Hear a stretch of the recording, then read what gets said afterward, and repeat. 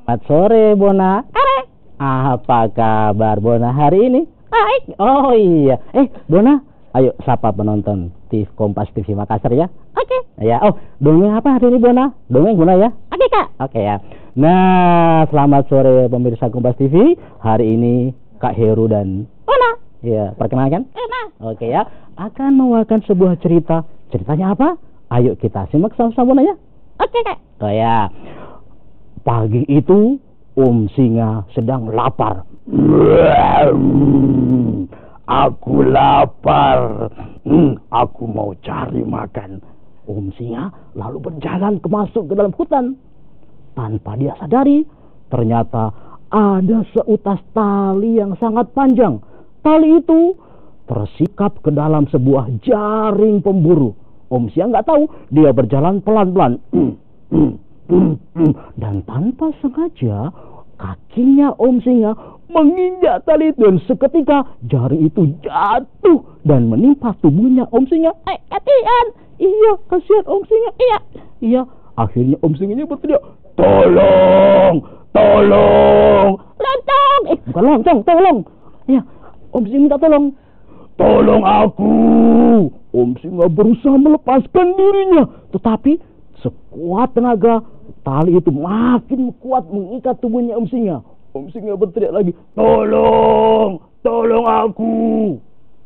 Tiba-tiba ada seekor binatang yang bunyinya seperti ini. Binatang apa itu?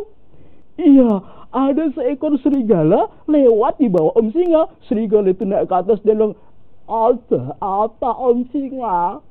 Kenapa kamu ada di situ? Tolong aku, serigala, lepaskan aku. Serigala lalu memanggil semua binatang-binatang yang ada di hutan itu. Dia berteriak dengan sangat kerasnya. Teman-teman, ayo ke sini, kita tolong Singa. Seketika juga itu datanglah binatang yang sangat besar badannya. Telinganya lebar, bunyinya seperti ini, Bona. Apa itu, Bona? Gajah. Iya, ada gajah. Gajah besar badannya, Bona.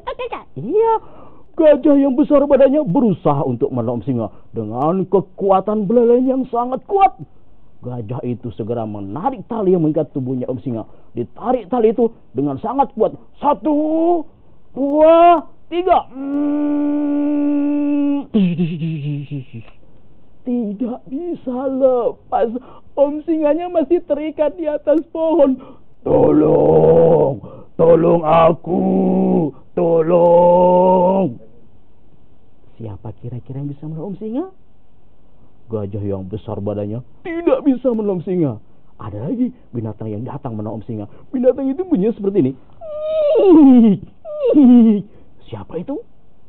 Kuda. Kuda yang kuat tenaganya ingin juga menolong Singa. Kuda segera mengangkat tangannya dan menarik tali yang itu ya. 1, 2, 3. Tidak bisa lepas. Kuda yang kuat tenaganya tidak bisa menolong Singa. Siapa lagi bisa menolong Singa? Siapa kira-kira, adik-adik? Tiba-tiba ada seekor binatang kecil. Tikus datang. Tikus bisa nggak nolong Singa? Tikus dengan kekuatan giginya yang sangat tajam segera menggigit tali yang mengikat tubuhnya Singa. Segera digigit tali. Putus. Gigit lagi tikusnya. Akhirnya si tikus yang kecil bisa melepaskan Singa dari jaring yang mengikat tubuhnya tadi. Tepuk tangan buat si tikus. Wow, saya langsung merasa jadi anak SD kembali loh. Saya balik lagi ke beberapa tahun yang lalu. By the way, selamat sore teman-teman semuanya. Selamat sore Kak Heru. Selamat sore Safira dan juga teman saya yang bajunya sama dengan anak saya ini, Bona, apa kabar? Hai. Bonanya lagi flu kayak ini kan. Benar sekali. Dan juga saudara, pada tahun 90-an orang tua biasanya selalu menceritakan sebuah dongeng kepada anak-anaknya. Namun, pada saat ini, kebiasaan mendongeng tampaknya mulai ditinggalkan. Di saat mendongeng mulai ditinggalkan, ada seorang pria di Makassar yang justru berusaha untuk melestarikan budaya mendongeng. Namanya Kak Heru yang memang telah hadir di studio kita. Nah, Kak Heru dan juga ada Safira dan juga Bona yang lucu ini. Kak Heru sebenarnya sejak kapan sih mulai mendongeng? Iya, sebenarnya kalau dimulai secara sebagai nalu seorang ayah, saya mendongeng ketika si Safira masih kecil. Oke, wow, asik sekali ya. Iya, jadi kebiasaan mendongeng itu mulai sejak Safira kecil sampai dia sekarang masih mendongeng juga. Akhirnya sekarang Safira jadi pendongeng cilik Betul, juga ya, dari iya. bapaknya. Iya. Dan itu mengapa? Apakah memang karena kekhawatiran bahwa zaman sekarang ini mungkin khususnya ya di era sekarang ini, saya sih nggak tahu apakah memang masih ada orang tua yang mendongeng atau seperti apa, Kak Heru? Ya, sekarang kan rata-rata budaya dongeng itu sudah mulai luntur di Indonesia, terutama di Kota Makassar. Anak-anak sudah terbiasa dengan gadget, dengan teknologi. Benar. Akhirnya mereka lebih akrab ke barang-barang seperti itu daripada kepada orang tuanya. Benar Nah, sekali. dongeng itu adalah salah satu cara bagaimana supaya anak dengan orang tua semakin erat. Ya, bayangkan, coba kita bayangkan kalau orang tua membacakan cerita, anak-anak di pangku, kan semakin lekat hubungannya. Jadi bagaimana sekarang supaya kembali budaya dongeng itu mulai tumbuh lagi, terutama di Kota Makassar yang sudah dikatakan sebagai kota apa? Kota dunia. Ya, benar. Ya, Oke. betul. Nah, kira-kira pemirsa pasti penasaran sebenarnya Kak Heru ini apakah sebagai pendongeng kemana aja sih? Pernah tampil di mana saja? Sebelum saya tanya-tanya Safira ya, saya punya video untuk Anda. Hiduplah sekelompok ayam. Tapi yang hidup di hutan itu ayamnya cuma satu warna. Ini di mana? Di Jeneponto. Wah, lumayan jauh ya ke Jeneponto ya. Kita roadshow ke sana. Oke, dalam rangka apa? Pekan Program Anak apa? Sehat Pekan Anak Sehat. dari Gugah Nurani Indonesia. 12 sekolah? 12 sekolah di Jeneponto. Didatangi ya? Tiap enggak, satu hari 2 sekolah. 2 sekolah. Oke. Jadi 6 hari kita di 6 hari sana. berturut-turut. Iya. Gimana antusias anak-anak Jelas, di kalau daerah sana? lebih enak itu sebenarnya mendongeng di daerah daripada di kota ya. Oh, begitu? Kenapa Iya, itu? kalau di kota kan anak sebenarnya Anak-anaknya udah terlalu gimana banget ya? iya, soalnya kalau di kota itu bagaimana? Kalau di anak-anak sekarang sudah terkena budaya gadget. Jadi kalau kita dongeng kadang-kadang mereka lebih nonton ke gadget daripada kita sebagai pendongeng. Jadi kalau pas kemarin ke Jeneponto justru mereka antusias Iya, sekali antusias ya? sekali. Saya lebih semangatnya lebih membara ketika mendongeng untuk anak-anak yang marginal gitu ya. Benar. Kalau Safira kan anak kota nih. Gimana kok bisa tertarik jadi seorang pendongeng, Safira? Kalau Safira sendiri sih emang dari kecil suka bercerita. Kata mama kalau Fira dari kecil tuh cerewet, Oh, emang apa-apa cerewet ya? diceritain. Oke. Habis itu mama sama papa emang dari dulu sering cerita apa aja gitu. Dari Safira kecil yang udah paling dongengin ya? Macam-macam lah, mulai dari semut yang di jalanan Oke. sampai spanduk-spanduk di jalanan semua diceritain. Nah dari situ emang Fira suka bercerita. Terus waktu SD ada kesempatan nih ikut lomba bercerita. Waktu Fira kelas 4 SD. Nah dari situ Fira ikut lomba bercerita. Fira ternyata bisa lanjut ke tingkat nasional. Wow. Ya, dan setelah pulang dari sana Fira lanjutin berbagi cerita bersama teman-teman di Kota Makassar. Ingat gak apa cerita dongeng yang awal Fira sampaikan waktu kelas 4 SD itu? Waktu lomba pertama itu cerita yang Fira bawakan judulnya Ibu Kandungku Seekor Kucing. Oke, jadi masih ingat banget ya. Oke, saya kan masih punya banyak pertanyaan sama Safira dan juga Kak Heru dan juga buat Bona, tapi saya minta tolong Bona boleh nggak? Kita mau iklan dulu, Bona harus bilang tetaplah bersama kami Love Makassar. Kita mau jeda dulu ya. Nanti setelah ini Safira kan dongeng untuk kita semua. Silahkan Bona. Bona bilang apa tadi? Oke. Bilang apa? Bukan bilang oke. Bilang tetaplah kami bersama Inspirasi Indonesia. Di Love Makassar. Acara ini menampilkan kisah orang-orang kreatif yang menjalankan usaha mereka dengan cara yang juga kreatif. Dan yang lebih penting, apa yang mereka lakukan berdampak sosial bagi orang lain. Inilah saatnya anak-anak muda Indonesia untuk menjadi social entrepreneurs. Do more, do good, Big Bang. Big Bang Show. Setiap minggu pukul 8 malam di Kompas TV. Suatu sore, seorang anak bernama Pinto sedang berada di stasiun kereta api. Ia dan ibunya ingin pergi naik kereta api bersama-sama. Pinto dan ibunya lalu melewati sebuah toko burger.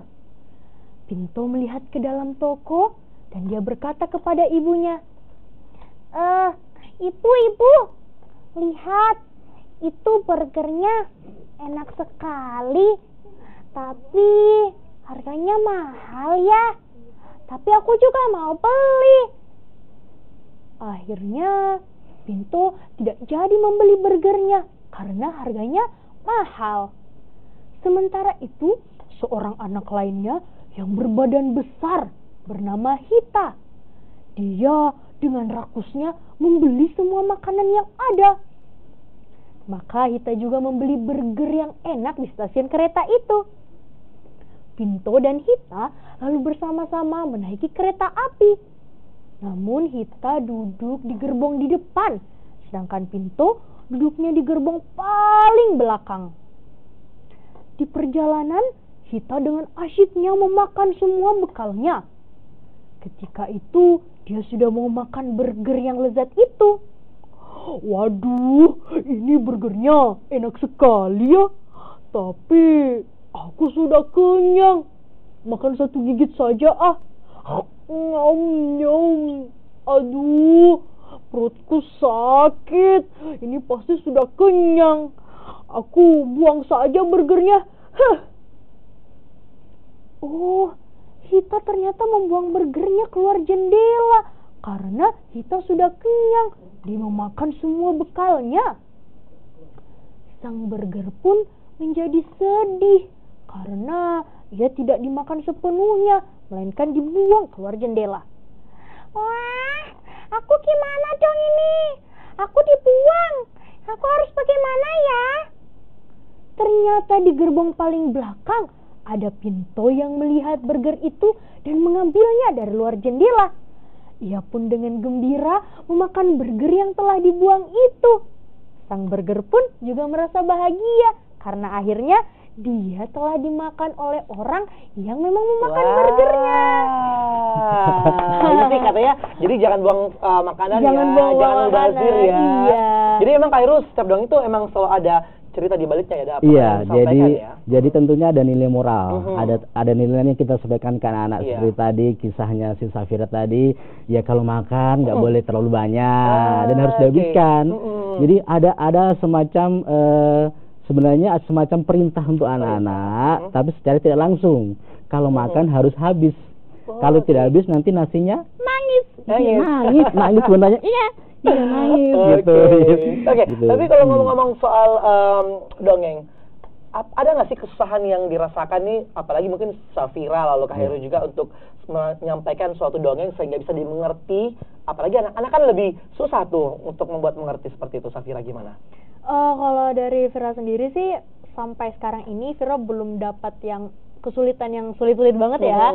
Karena emang sih karena penontonnya itu kan anak-anak kecil, tapi Vira dan Kak Heru juga pasti punya trik-trik khusus supaya teman-teman penonton, adik-adiknya tuh bisa attention-nya full ke kita, memperhatikan cerita. Nah kan salah satu caranya juga kan ceritanya harus atraktif. Dengan adanya properti, lagu, adanya ubah-ubah suara antar tokoh. Nah itu kan menarik buat adik-adik kecil ya. Jadi dengan tanpa disuruh pun mereka udah bisa memperhatikan fokus sama ceritanya gitu. Tapi kalau ngomong soal materi, apakah emang dibikin sendiri atau emang kadang-kadang dari buku atau emang dari dongeng yang telah ada disampaikan seperti itu? Sebenarnya sih kita bawa dongengnya macam-macam ya. Ada yang bikin sendiri kayak dongeng yang tadi tuh Vira sama Mama yang bikin sendiri. Ternyata bikin sendiri ya. Kalau Bonda ngomong-ngomong gabung sama Kak Heru kapan ini mulai jadi best friend? Ini semuanya Bonda nggak tahu kapan lahir Bonda ya. Iya Kak. Iya nggak tahu kapan lahir ini Bonda Kak. Sampai mamanya tahu mana akte kelahirannya Bona ya. Lupa Bonanya. Iya Kak. Iya makanya. Jadi Bona itu sudah hampir 2 tahun ya Vira ya. Ikut sama Kak Heru. Dia jadi adiknya Safira ya. Mau ya? Enggak. Enggak mau. Oke, Kak Heru, Iya. ngomong-ngomong nih, mumpung deh sebagai seorang ayahnya Safira dan juga seorang pendongeng, apa sih yang bisa disampaikan kepada orang-orang tua di zaman sekarang yang punya anak-anak, apalagi nih agar dongeng itu bisa lestari, nggak dihilangkan begitu saja dalam kehidupan kita? Ada beberapa orang tua yang merasa kesulitan mendongeng. Padahal mendongeng itu secara itu alamiah, secara alamiah itu gampang sekali. Nah, kesulitan orang tua kadang-kadang mencari bahan-bahan cerita agak susah katanya. Iya. Nah, salah satu cara paling gampang untuk mendongeng adalah membacakan cerita. Membacakan cerita. Terus ada apa ceritanya? Kita ambil buku cerita, tentunya buku dongeng, kemudian dibacakan.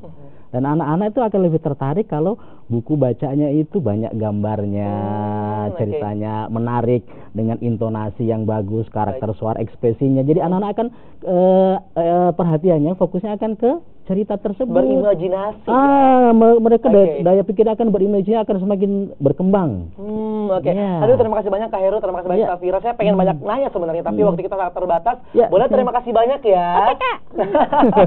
Dan saudara, sangat inspiratif sekali perbincangan kita bersama dengan Kak Heru dan juga Safira dan juga Bona, pastinya membahas bagaimana tentang dongeng. Semoga sih memang selalu dilestarikan, apalagi untuk orang tua yang punya anak harus bisa mengajarkan atau memberitahukan kepada anaknya bahwa banyak cara yang bisa dilakukan, khususnya dengan mendongeng seperti itu ya. Dan sebagai persembahan terakhir untuk Anda di I Love Makassar kali ini, saya punya video klip dari The Massive dan juga Iwan Fals dengan Satu-Satunya. Akhir kata, saya Dion Darwis mewakili kru yang bertugas mengucapkan terima kasih atas perhatian Anda. Selamat sore, sampai jumpa. Terima kasih.